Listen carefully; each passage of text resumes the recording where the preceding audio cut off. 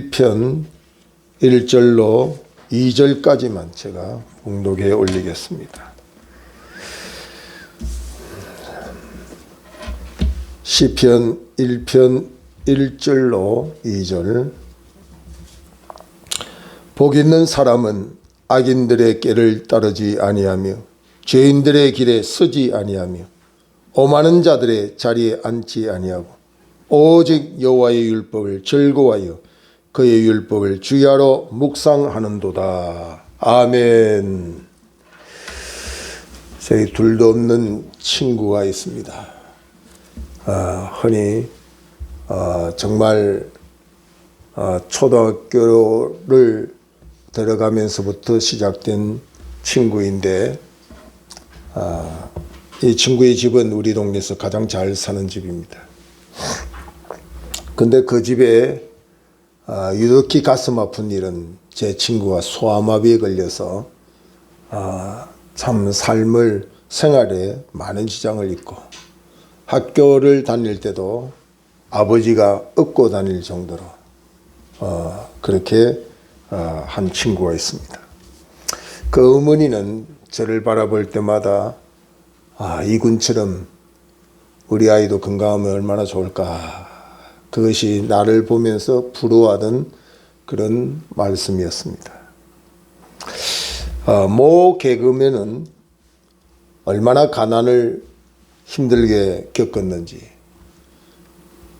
내가 한번 돈 좀 깔고 잤으면 좋겠다, 그게 소원이었답니다. 어떤 사람이 소원이 뭐냐, 그 소원은 들어주겠다고 이야기를 했더니 가만히 생각하더니 돈 많은 부자 되면 좋겠습니다. 돈 그렇게 이야기하더라는 겁니다. 그리고 또 예쁜 여자가 있으면 좋죠. 그렇게 소원을 빌더라는 거죠. 응답이 왔습니다. 돈 여자를 보내주더라는 거죠. 집에 가서 느낌이 올는지 모르겠는데 이 도란 여자를 보내주는 거예요. 사람들은 이 행복의 척도를 소유로 판가름하는 줄 압니다. 그래서 아파트 평수가 몇 평이냐, 거기에 따라 행복하냐 안 하냐를 이야기하는 경우도 있는데, 그건 굉장히 잘못된 거죠. 물질의 기준을 두고 사람들은 행복을 이야기하여서 잘 산다 그렇게 표현하죠. 근데 물질의 기준을 두고 잘 산다, 정말 잘 살까요? 제가 어릴 때 저희 동네에서 가장 잘 사는 집이 있었어요. 그 집, 큰 집에 대문을 열고 나오는 어느 날 아이를 봤는데, 그 아이도 참 예전에 이 소아마비가 많았던 것 같아요. 그 아이도 예쁜 여자인데 다리를 쩔뚝거리며 목발을 짚고 나오는 걸 보게 됐어요. 부자로 잘 사는데 그 아이가 다리를 쩔뚝거리는 모습 속에 그 집이 행복하다 그렇게 말하기는 어려울 것입니다. 그러니까 세상에 이 행복은 굉장히 한시적인 것을 가지고 행복하다, 또 상대적인 것을 보고 행복하다 그렇게 말하는 거죠. 예전에 국민차라고 해서 티코가 나올 때 어렵게 어느 한 가정이 없던 차를 장만했습니다. 티코를 장만하고 고속도로를 기분 좋게 질주하다가 휴게소에서 동창 친구를 만났습니다. 그랬더니 그 친구는 그랜저를 끌고 다니더라고요. 정말 그 친구를 만나기 전까지는 없던 차 티코를 타고 가니까 얼마나 기분 좋겠어요. 그래서 행복에 젖어서 온 가족이 노래를 부르며 고속도로를 달리다가 휴게소에서 안 만났으면 더 좋을 뻔한 친구를 만나는데, 그 친구는 그랜저를 끌고 다니더라는 거죠. 그때부터 행복이 깨지는 것을 말한 적이 있습니다. 이것이 바로 상대적인 행복을 이야기하는 거예요. 상대적인 거. 솔로몬도 처음에는 이 상대적이고 한시적인 것이 행복인 줄 알고 술을 마셔보기도 하고 또 큰 집을 지어서 행복을 추구해보고 또 사업을 해보고 은과 금을 많이 모두어서 그것만 소유하면 행복인 줄 알았습니다. 그래서 눈에 보이는 것을 금한 적이 없고 마음먹은 것을 절제해 본 적이 없을 정도로 마음대로 이 행복을 누려보겠다 했지만 솔로몬의 결국은 세상의 모든 것은 바람을 잡는 것 같아. 헛되고 헛되다. 그렇게 고백을 하는 걸 보게 되죠. 독일의 자연주의 알렉산더 홀볼트라고 하는 사람은 외적인 환경이나 조건이 행복을 만드는 것이 아니라 행복은 그 사람이 환경을 대하는 태도에서 나온다. 마음에서 나온다. 자세에서 나온다고 말하고 있습니다. 여러분, 하박국 선지자의 상태는 아주 기본적인 생활이 안 되는 환경이 놓여져 있었습니다. 포도원에 열매가 없고 외양간에 소도 없고 하는 일마다 안 되고 안 되었습니다. 그럼 그 사람은 불행해야 되잖아요. 근데 그 환경을 대하는 태도가 일반 사람하고 달랐다는 거죠.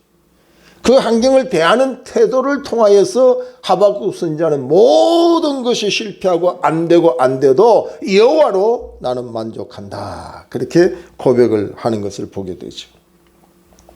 우리가 바울을 보면은 복음을 전하다가 감옥에 갇혔어요. 그 불행하잖아요. 환경이 불행하잖아요. 그러나 환경을 대하는 태도가 달랐습니다. 그런 그 감옥 속에서도 자족하는 비결을 깨닫고 스스로 주님이 주시는 평강과 만족을 얻고 오히려 감옥 안에서 감옥 밖에 있는 자유를 누리고 행복하다고 말하는 사람들을 향하여 항상 기뻐하시오. 쉬지 말고 기도하시오. 범사에 감사라고 외치고 있던 것을 우리가 보게 되죠. 여러분, 이 수도원에 있는 것도요, 굉장히 절제하고 자유롭게 생활하지 못하는 곳이 수도원입니다. 교도소도 마찬가지입니다. 그리고 외형적인 환경이나 여건을 보면 수도원이나 교도소가 다를 바가 없습니다. 그런데 수도원에 있는 사람은 행복합니다. 마음대로 먹지 못하고 입지 못하고 마음대로 자유롭게 활동하지 못해도 수도원에 있는 사람은 마음의 자세가 오히려 이것이 이 환경이 나를 이롭게 한다, 복되다고 하는 사실을 그들은 알고 감사하는 거죠. 그러나 감옥에 갇힌 사람은 똑같이 자유를 얻고 환경이 수도원과 같아 할지라도 그곳에 있는 사람들이 감사하다, 만족하다, 행복하다고 말하지 못한다는 이야기죠. 그래서 잠언 4장 23절에 보면 상가 지킬 것 중에서 내 마음을 지키라고 성경은 말씀하고 있습니다. 오늘 우리는 복된 자가 되어져야 될 줄 압니다. 지난번 복에 이어서 좀 더 구체적으로 오늘 이 복을 한번 살펴보려고 합니다. 우리 교인들도 이 복은 많이 이야기하고 강조하지만 성경이 말하는 실질적인 복을 잘 이해를 못하고 신앙생활하는 경우들이 많기 때문에 오늘 본문을 통해서 성경이 말하는 복을 제대로 이해하고 또 그 복을 향해서 갈 수 있기를 주의 이름으로 축원합니다. 오늘 1절 말씀에 보면은 복 있는 사람은 하는 말씀입니다. 복 있는 사람은 하고 이하의 말씀이 쭉 나오다가 2절에 복 있는 사람의 조건, 복 있는 사람의 자격에 대해서 나옵니다. 오직 여호와의 율법을 즐거워하여 그의 율법을 주야로 묵상하는도다. 그러니까 복 있는 사람이 여기에 복 있는 재벌이 하면 돈 없는 사람은 복 있는 사람이 안 되잖아요. 복 있는 박사가 그러면 배우지 못한 사람은 복 있는 대열에 서지 못하죠.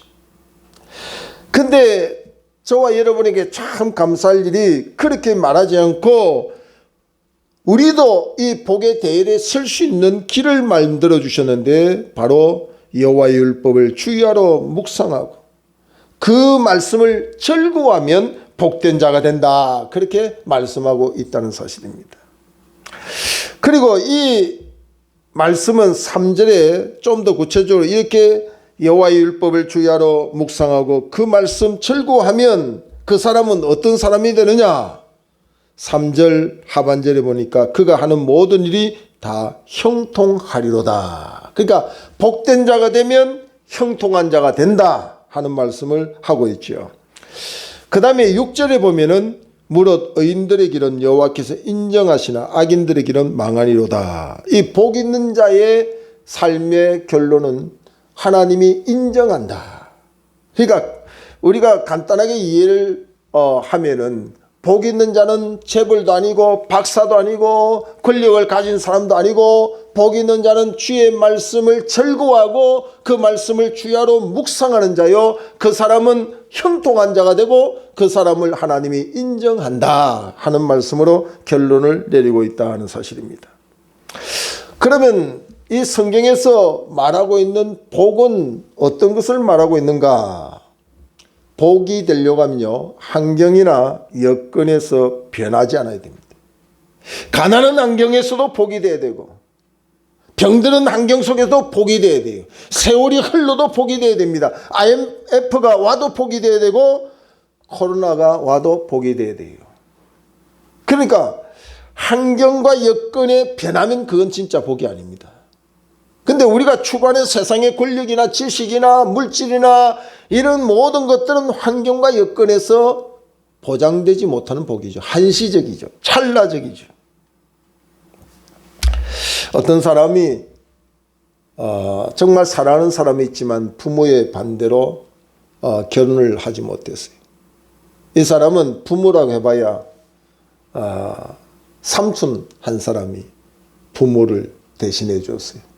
일찍이 부모를 여의고 그 삼촌 밑에서 살았기 때문에 삼촌의 허락을 받지 못하면 결혼을 할 수 없어요. 이 사람은 당시에 고시를 준비하고 있는 사람입니다. 여러 차례 고시가 낙방되고 여인과 함께 결혼하면 그래도 숨통이 트일 것 같아 삼촌에게 결혼하겠다고 할 때 삼촌이 그것을 허락을 하지 않습니다. 삼촌은 매우 큰 부자였습니다. 그래서 삼촌에게는 자식도 없고 유일한 자식 삼원자가 바로 이 사람이었습니다. 삼촌의 유산은 가만히 있어도 이 조카에게 떨어지는 겁니다.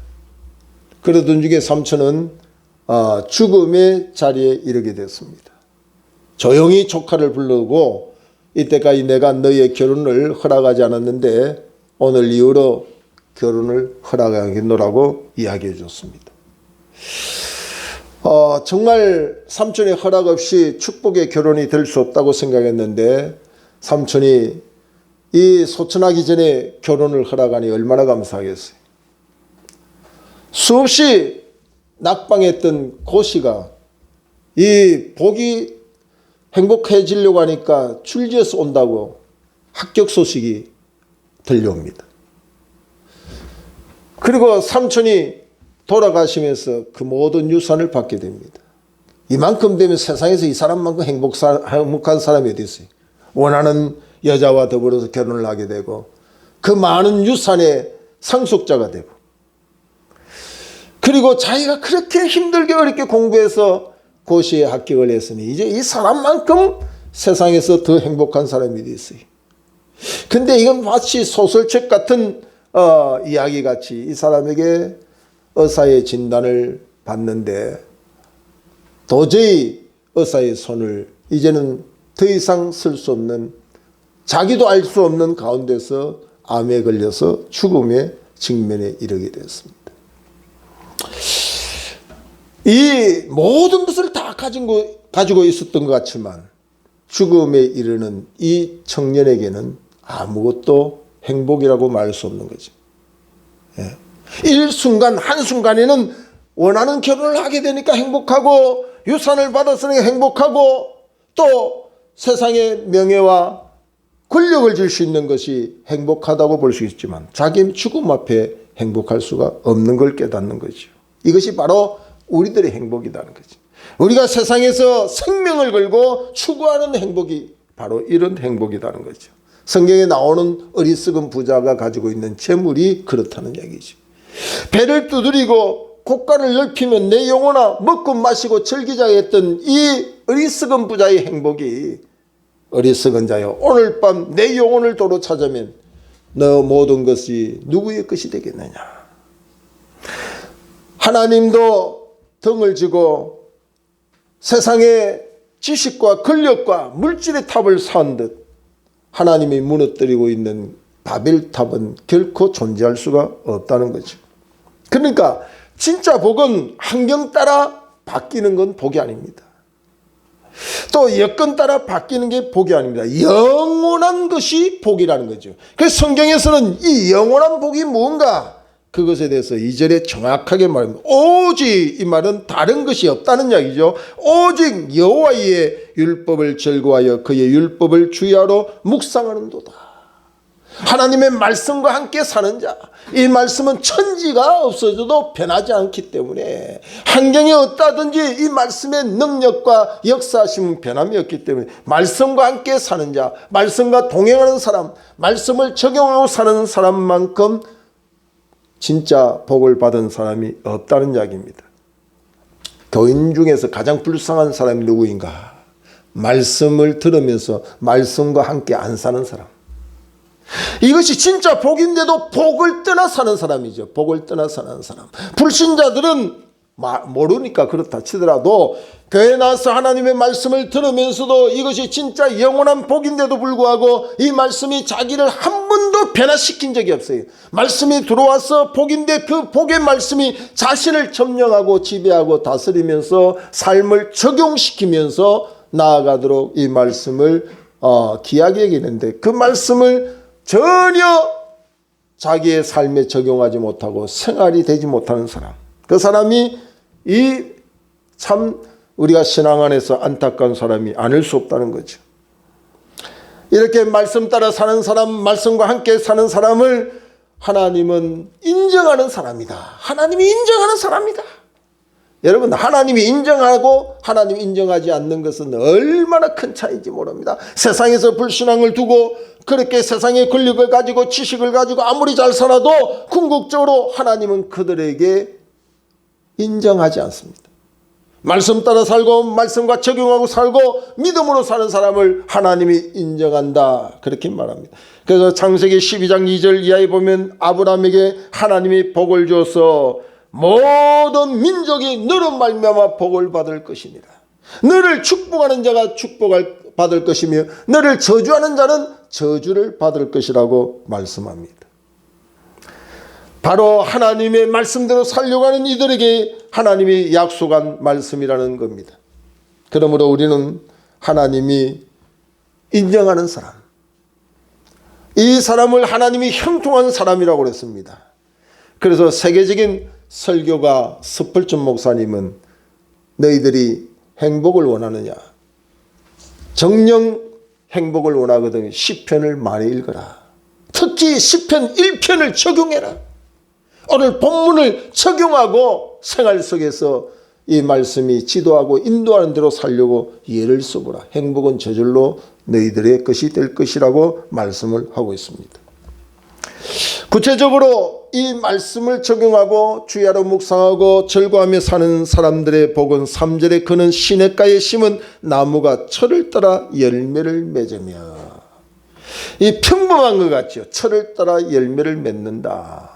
봄에 씨를 뿌리면 가을에 열매 맺는다. 이건 자연스러운 현상이죠. 그러나 이 자연스러운 현상을 모두 다 얻는 건 아닙니다. 오늘 이 말씀을 따라 사는 사람, 말씀을 생활화하고 적용하고 그 말씀을 지배받아 사는 사람들의 그 삶은 철을 따라 열매 맺는 삶을 하나님이 보장해 주겠다고 약속하는 말씀이 본문에 기록되어 있습니다. 여기 말씀에 신기운 이 사람의 삶은 바로 샘 곁에 신기운 것이라고 요셉을 통하여 성경은 말씀합니다. 요셉의 가지가 너무 많이 자라서 담장이 자기 담장을 넘어 이웃을 향하여 뻗어 있는 것을 보게 되죠. 이것은 바로 요셉의 영향력이 집안에 머무는 게 아니라 온 세계 민족을 향하여 그 요셉의 선한 영향력이 뻗어가는 것처럼 그 요셉의 이 복은 요셉의 능력이 아니라 그가 샘 곁에 뿌리를 내렸다고 성경은 말씀합니다. 오늘 여기 샘은 바로 하나님의 말씀을 말하는 겁니다. 에레미야 3장 12절에 보면 그들이 와서 시온의 높은 곳에서 찬송하며 여호와의 복 곧 곡식과 새 포도주와 기름과 어린 양의 때와 소의 때를 얻고 크게 기뻐하리라. 그 심령은 물된 동상 같고 다시는 근심이 없으리라 할지어다. 여기도 보면 이 놀란 하나님의 복은 그 심령에 물된 동상 같은 그런 역사 속에서 일어난 사건이고, 이사야 58장 11절에도 보면 여호와가 너를 항상 인도하여 메마른 곳에서 내 영혼을 만족하게 하며 내 뼈를 견고하게 하리니 너는 물된 동상 같겠고 물이 끊어지지 아니하는 샘 같을 것이니라. 물이 끊어지지 않는 샘 같은 그 복의 역사는 말씀 속에 충만한 사람들에게 보장받는 말씀이라는 거죠. 이 사람이 철을 따라 열매 맺는 간증이 있게 되는 것이죠. 때에 맞는 복, 결혼도 때에 맞는 그때에 결혼을 해야 될 것 같아요. 아이도 때에 맞는 때에 아이를 낳아야 돼. 우리는 좀 더 즐기다가 아이를 낳아야지. 이러다가 아이가 생기지 않는 부부들을 종종 보게 되죠. 결혼도 이런 이유 저런 이유 때문에 미루다가 결혼을 하지 못하는 사람도 있습니다. 그래서 사람 모든 것이 범사에 기한이 있고 때가 있듯이 때에 맞는 일을 해야 되고 때에 맞는 복을 받는 것이 굉장히 중요하다는 사실입니다. 그런데 이와 같은 복은 바로 샘 곁에 뿌리 내린 말씀 속에 살아가는 사람들에게 보장하는 때를 따라 열매 맺는 하나님의 복을 받을 수가 있습니다. 그 다음에 보면 잎사귀가 마르지 아니한 같아 그랬어요. 잎사귀가 마르지 않는다. 제가 이 하초를 돌보다 보면은 이 하초가 푸르고 청청하여 정말 마르지 않는 모습을 보면 기분도 좋고 나도 힘이 생겨요. 근데 이 하초가 이렇게 누렇게 노랗게 이렇게 물들어가며 곧 시들어 버릴 것 같은 그런 모습으로 힘 빠진 모습이 보이면 저도 힘이 빠져요. 근데 말씀의 곁에서 이 말씀의 적용을 따라 살아가는 사람들에게 약속 있는 그 복이 뭐냐면 잎사귀가 마르지 아니하는 건강한 삶을 보장해 주겠다. 여러분, 세상에 아무리 많은 것을 가지고 있어도 건강하다고 하는 것은 가진 것 가지고 말할 수는 없다는 이야기입니다. 그러므로 우리가 성경을 보면은 신앙생활에도 뭐 표적을 보고 이적을 체험하고 뭐 이런다고 해서 그 사람이 건강한 신앙이냐? 그렇지 않습니다. 건강한 신앙인은 말씀과 함께 사는 사람입니다. 표적이나 이적보다도 말씀을 따라 생명의 떡 되신 그리스도를 온전히 체험하고 사는 사람, 그 사람이 바로 건강한 신앙인이 될 수 있다는 거죠. 궁극적으로 보면 유다와 베드로의 차이는, 유다는 주의 말씀을 받았지만 그 말씀을 등지고 끝까지 거역하고 살다가 멸망에 빠졌죠. 마태복음 26장 75절에 보면 베드로는 3번씩 너가 나를 부인할 것이라고 하는 이 말씀을 닭이 우는 그때의 예언대로 그가 3번 부인하는 순간에 닭이 울 때에 그런 말씀이 생각나서 가슴을 치고 통곡하며 돌아서는 베드로의 모습을 보게 되죠. 그러니까 말씀을 적용하는 사람과 말씀을 무시하고 거역하는 사람의 차이가 이와 같이 멸망과 축복의 관계로 이어지는 것을 우리가 보게 된다는 거죠. 그런 거로 진정한 복은 말씀을 떠나 복을 받을 수는 없어요. 마치 말씀을 버리고 말씀을 등지고 복을 받겠다고 하는 사람은 물고기가 물을 버리고 살겠다고 하는 것보다도 더 비참한 거죠. 여러분, 물고기가 물을 버리고 어떻게 삽니까? 예? 나무가 뿌리를 내리는데 땅을 버리고 뿌리를 땅 밖에서 나와서 나 살겠다, 그렇게 말하면 얼마나 어리석겠어요. 그러므로 성경은 분명히 말합니다. 복을 받고 싶거든 이 말씀을 적용해라. 이 말씀을 생활 속에서 생각나게 해라. 이 말씀을 너희의 삶의 지표가 되고 내비게이션이 되고 성경은 빛이라고 말하고 있는 것입니다. 이때에 하나님은 그의 삶을 인정한다고 그랬어요. 우리가 아무리 계획을 세우고 우리가 아무리 많이 가지고 있다 할지라도 하나님이 인정하지 않는 우리의 삶은 영원한 복으로 이어질 수가 없다는 사실입니다. 그러므로 지금부터라도 우리는 이 말씀을 가까이 해야 됩니다. 이 말씀이 나의 삶을 주도할 수 있도록 우리는 그 말씀과 더불어 살아야 된다는 사실입니다. 여러분이 사람이라고 하는 아람어로 빛나는 존재라는 뜻입니다. 이 빛나는 존재는 말씀 가까이로 나아가는 존재를 의미합니다. 말씀 가까이로 나아가는 존재. 그러므로 우리가 빛나는 존재가 된다면 말씀을 가까이 해야 된다는 결론이 나오는 거죠. 아무리 우리가 신앙의 연조를 자랑하고 직분을 자랑해도 말씀 가까이에 나아가지 않는 사람, 그 사람은 결코 복된 자가 될 수 없고 빛나는 인생으로 살아갈 수가 없습니다. 그래서 시편 73편 27절 28절에 보면 무릇 주를 멀리하는 자는 망하리니 음녀같이 주를 떠난 자를 주께서 다 멸하셨나이다. 하나님께 가까이함이 내게 복이라. 내가 주 여호와 나의 피난처로 삼아 주의 모든 행적을 전파하리라고 말씀하고 있는 것입니다. 말씀의 지지를 받는 가정, 말씀의 후원을 받는 우리의 가족, 말씀의 보장을 받는 나의 삶, 그것만이 진정한 복이 되고 영원한 복이 된다는 거죠. 하나님이 인정하지 아니하고 말씀과 등지고 사는 자의 삶은 수치와 수모를 당하고 고통과 비극 속에 결국은 파멸에 빠질 수밖에 없다는 사실을 기억해야 됩니다. 미국 나사의 우주 과학의 95%가 누구의 손에 달려 있는 줄 아십니까?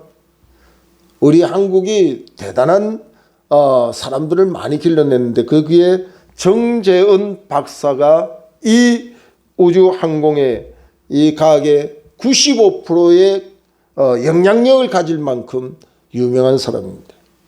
이 사람은 새벽 4시 30분이면 언제나 일어납니다.